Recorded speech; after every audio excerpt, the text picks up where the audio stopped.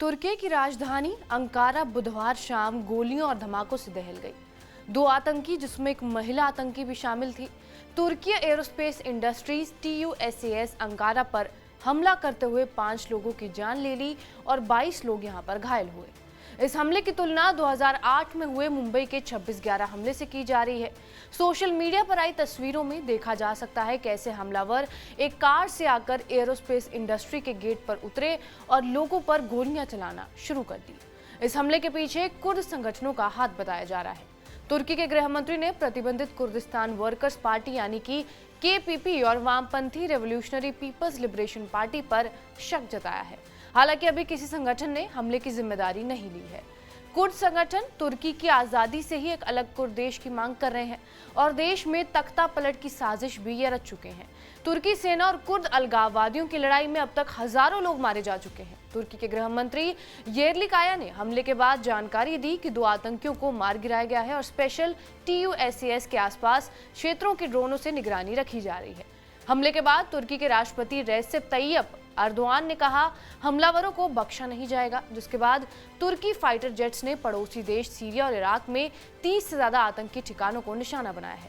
2015 में तुर्की और PKK के बीच शांति प्रक्रिया टूट गई थी और उसके बाद से ही समूह और उसके सहयोगियों ने कई बार हमले किए हैं। इसी समय तुर्की सेना ने अपनी सीमा से लगे इराक और सीरिया के क्षेत्र में विद्रोहियों को खत्म करने के लिए अभियान चलाया था, जिसमें नागरिकों की जान जाने के भी आरोप तुर्की सेना पर लगे हैं।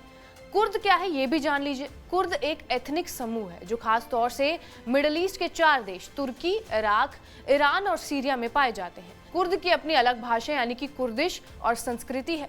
तुर्की में कुर्दों की संख्या लगभग 20% है और तुर्की में कुर्दों का संघर्ष बहुत पुराना है।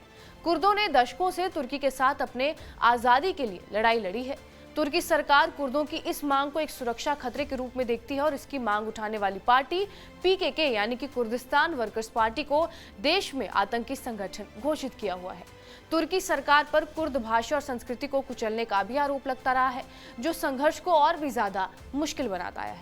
PKK का गठन कब हुआ था? PKK का गठन 1978 में अब्दुल्ला ओकलान ने तुर्की में कुर्दों के लिए राजनीतिक और सांस्कृतिक अधिकार लेने के मकसद से किया था। शुरू में ये ग्रुप मार्क्सवादी लेनिनवादी विचारधारा पर चलता था और धीरे धीरे इसने एक राष्ट्रवादी आंदोलन का रूप अपना लिया।